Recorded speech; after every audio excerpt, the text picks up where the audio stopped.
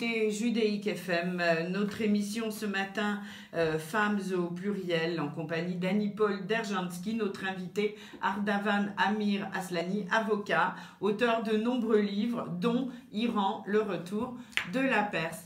Alors, il faut préciser, Lise, qu'il est avocat à Paris et qu'il est avocat à Téhéran. Alors, il n'est pas avocat à Téhéran, il a un bureau d'avocat à Téhéran.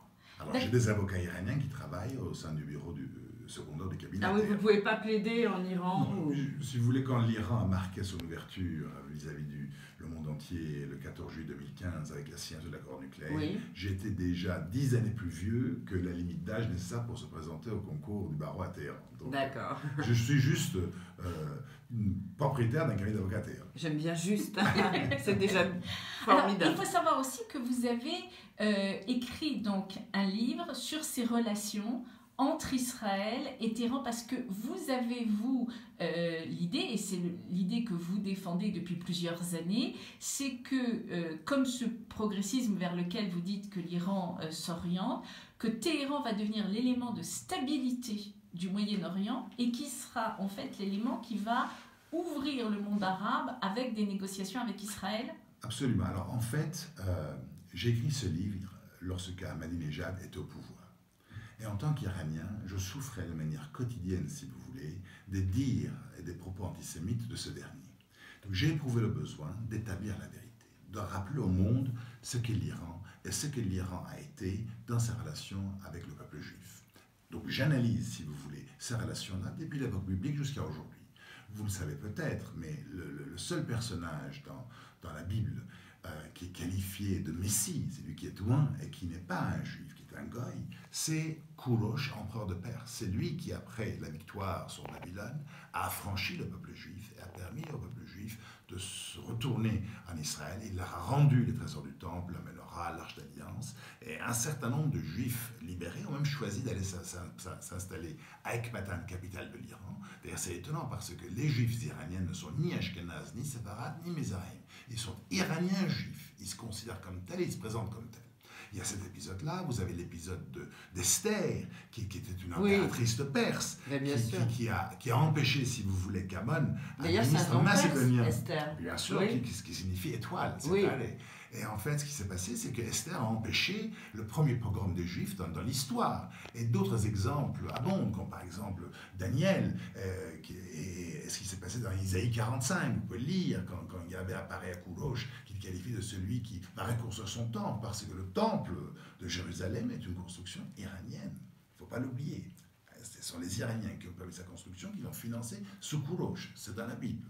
Donc, il y a ça, et il y a également le fait que l'Iran a hébergé en son sein, jusqu'à la révolution iranienne, plus de 100 000 juifs. Alors, beaucoup de juifs iraniens ont quitté l'Iran après la révolution, non pas parce qu'ils étaient persécutés, mais comme d'autres Iraniens comme moi, n'étaient plus en adéquation, si j'ose dire, avec la doctrine ambiante, et ont préféré vivre à l'étranger. Encore aujourd'hui, vous avez entre 30 et 40 000 juifs qui vivent en Iran. C'est la plus grande communauté juive. Il y a des synagogues, il n'y a pas de problème. C'est la plus grande communauté juive en dehors d'Israël, dans tout le Moyen-Orient. Il y a des synagogues, il n'y a aucun problème, il y a des boucheries cachées, il y a même des écoles juives qui sont très prisées. Mon associé, si vous voulez, qui est juif, qui est allé en Iran, a eu l'occasion de se rendre dans la synagogue et prier. Il y a même des élus qui sont élus en tant que représentants de la communauté juive. La constitution iranienne, si vous voulez, protège les minorités dans le pays. Il y a des minorités chrétiennes, il y a des minorités arméniennes, il y a des minorités zoroastriennes, donc une religion païenne pré-islamique, et il y a des minorités juives. Et ces minorités-là sont surreprésentées par rapport à leur importance démographique au sein de l'Assemblée iranienne, puisque pour 30 à 40 000 juifs, il y a un député pour une assemblée qui n'en compte que 280 pour une population de 83 millions. D'accord, 83 millions d'Iraniens. D'Iraniens, 40 000 juifs, 270 députés, dont un juif. D'accord, alors vous parlez donc de cette réconciliation possible irano-israélienne dans un futur proche, selon vous, mais vous parlez aussi, vous avez écrit un livre, Iran-États-Unis, les amis de demain. On se rappelle que ce sont pourtant les ennemis d'hier. Vous savez, les meilleurs amis, c'est justement les ennemis d'hier, qui vont tout faire pour faire oublier le passé. Le problème aujourd'hui, c'est que Israël est dans une région, dans un quartier géographique où le pays est entouré que par des ennemis.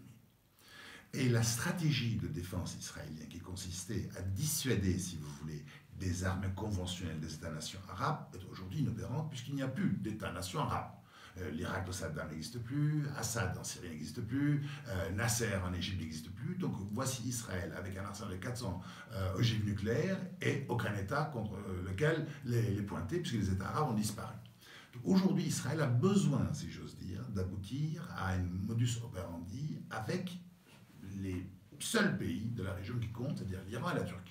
On constate que la Turquie aujourd'hui est inexistante, fâchée avec tout le monde, qui ne se souvient pas de la phrase de l'ancien Premier ministre Davutoglu qui disait que la Turquie veut zéro problème avec ses voisins. Aujourd'hui, la Turquie a zéro voisin sans problème. Il ne reste que l'Iran comme pilier. Et les Iraniens savent que le chemin vers Washington passe par Jérusalem. Et les Israéliens aujourd'hui, quand ils regardent autour de leur frontière, qu'est-ce qu'ils voient? Ils voient le Hezbollah au nord, qui est une réalité, est une émanation iranienne, voient aujourd'hui Gaza, qui n'était pas dépendant de l'Iran, mais qui le devient depuis que les Saoudiens se sont fâchés avec le Qatar, principal financier des frères musulmans, a basculé dans le camp iranien, et avec le Qatar, le mouvement des frères musulmans sunnites a été remis entre les mains de l'Iran chiite, dont Gaza.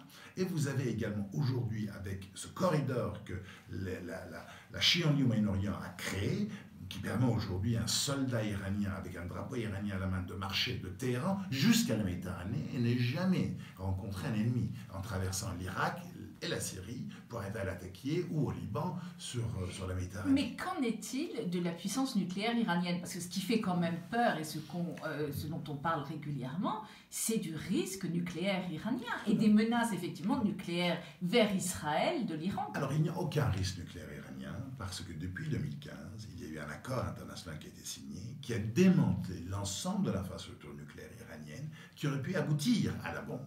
La centrale à eau lourde d'Arak a été remplie de béton.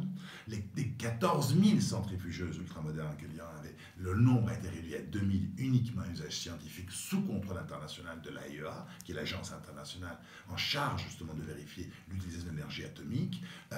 Et l'Iran a transféré à l'étranger, en Russie, ce uranium enrichi à 20% qui aurait pu être suffisamment enrichi pour donner la base à une bombe nucléaire. Donc aujourd'hui, l'Iran n'est pas une menace nucléaire pour Israël.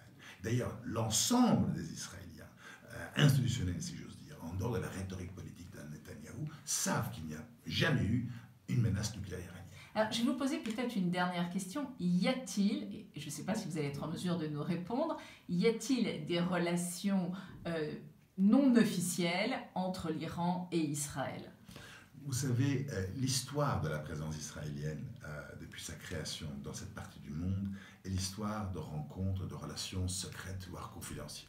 Alors moi, je ne suis pas dans le secret des dieux dans la région, mais je ne peux pas imaginer qu'il n'y ait pas de contact. Je ne peux pas imaginer qu'il n'y ait pas de ligne rouge. Regardez, depuis 2006, cette dernière guerre qui a opposé Israël et Hezbollah, il n'y a aucune violence maintenant sur la frontière nord-israélienne. Et quand les Israéliens ont pris pour cible un convoi iranien dans le Golan, où ils ont tué à cette occasion-là le fils Mognier, le fils du terroriste Mognier, les Iraniens ont réagi 10 jours plus tard en prenant pour cible un convoi israélien avec 2 morts israéliens. Israël n'a pas ni réagi, alors que c'est sa stratégie de le faire. Moi, je pense qu'il y a une entente pour ne pas faire monter les enchères. Vous pensez ou vous espérez? Je le constate. Vous le je constatez. le constate. Regardez, ouais. Qui tire quoi que ce soit de part du Hezbollah sur Israël? Qui? Oui. Personne. C'est une réalité. Et aujourd'hui, si vous voulez, la grande crainte d'Israël, c'est que la présence iranienne dans le Golan fasse que l'Iran devienne carrément le voisin d'Israël. Et c'est ce que les Iraniens aujourd'hui veulent réaliser pour pouvoir justement être à même de négocier avec les Israéliens le retour de l'Iran, car les Iraniens savent que le chemin vers Washington passe par Jérusalem. Est-ce que les femmes iraniennes peuvent être un facteur aussi de réconciliation politique régionale? À travers les échanges, incontestablement. Vous vous souvenez, à un moment où Netanyahou ne cessait de miroiter des frappes militaires israéliennes contre l'Iran, il y avait un mouvement qui a été créé sur Facebook entre les Iraniens et les Israéliens. Les Israéliens qui disaient « Iranians, we love you »,« Iraniens, on vous aime », et les Iraniens disaient pareil. Et les femmes étaient éminemment présentes. Prochainement à Paris, il va y avoir une délégation de femmes d'affaires iraniennes qui vont arriver, une 50aine de femmes, responsables d'entreprise, chefs d'entreprise. Ces femmes-là, parce que justement elles ne sont pas au devant de la scène politique en Iran, peuvent jouer un rôle important en menant une diplomatie parallèle, la voie B. Ce qui veut dire que ces femmes iraniennes qui vont être de passage en France, on peut les rencontrer? Bien entendu, elles vont s'adresser à des entrepreneurs français. Il y a des conférences qui sont prévues, des rencontres qui sont prévues. Je vous invite à vous mettre en relation avec le MEDEF pour pouvoir participer à ces réunions. Eh bien, écoutez, Maître Aslani. Amir Aslani, pardon. Maître Oui, C'est un nom composé. Amir Aslani. Ardavan. Et Ardavan Amir Aslani. Voilà. Je vous remercie. Merci de m'avoir invité. J'espère que les femmes et les hommes qui nous ont écoutés en savent plus maintenant sur l'Iran et savent eh bien exactement quelle en est la situation aujourd'hui et qu'il faut croire, qu'il ne faut pas croire et quels sont les espoirs que peuvent ouvrir la situation iranienne, la société iranienne. On reste en contact avec vous, bien sûr, face à l'évolution qu'on espère dans cette société. Il nous reste encore quand même 2-3 minutes. Alors écoutez, oui. je vais vous dire, on va d'abord retrouver l'émission qu'on vient d'écouter sur YouTube, on va la retrouver sur le site internet des Bâtisseuses de Paix. J'ai envie de dire de lancer un appel à toutes les femmes aussi qui nous écoutent et aux hommes pour qui elles influent leurs femmes à venir nous rejoindre parce que en Israël, j'ai un peu envie de dire, c'est comme en Iran, hein, on a des mouvements progressistes de femmes où on a 30% de femmes arabes. Vous savez, ces femmes qu'on a interviewées il y a quelques mois, qui sont ces femmes dirigées par Marilyn Smadja et par ses copines arabes. Nous n'arrivons pas, en France, il faut le reconnaître, à faire bouger simultanément des femmes juives, des femmes arabes, des femmes musulmanes, pour se retrouver, pour réaliser des actions ensemble. Bien sûr que les Bâtisseuses de Paix qui existent maintenant depuis 2002 font des actions. Bien sûr qu'on entre dans les collèges et qu'on arrive à faire partager des moments, mais je dirais que ce n'est pas suffisant. C'est pas au regard de la communauté arabe en France, de la communauté musulmane ou de la communauté juive, il n'y a pas suffisamment d'éléments moteurs du côté des femmes. Peut-être qu'Amir Ardavan Aslani a une réponse à ça. Amir Aslani. Ardavan Amir Aslani. Absolument. Je crois que les terres sont fatiguées aujourd'hui. La femme musulmane en France en particulier, qui essaye de tendre la main vers la communauté juive, va être pointée du doigt par les membres de sa communauté. Parce que malheureusement, aujourd'hui, l'antisémitisme que l'on constate en France est principalement concentré au niveau ethnique chez les Français issus de l'immigration. Et c'est un vrai problème. Et je pense que les femmes musulmanes, qui sont les mères de demain, qui veulent toutes s'éduquer, s'affranchir de cette domination des arcanes religieuses de leur famille pour pouvoir vivre et assumer leur féminité librement, puissent être empowered, comme les Américains, autorisées d'expliquer et d'aspirer à ça à quoi elles pensent et elles aspirent. Et je pense justement que la main tendue vers ces femmes-là est peut-être une première étape vers l'entente cordiale. Bon, donc vous nous dites qu'il ne faut pas désespérer et qu'il faut continuer. Mais cet appel, je le fais aussi, Lise, vis-à-vis des femmes juives.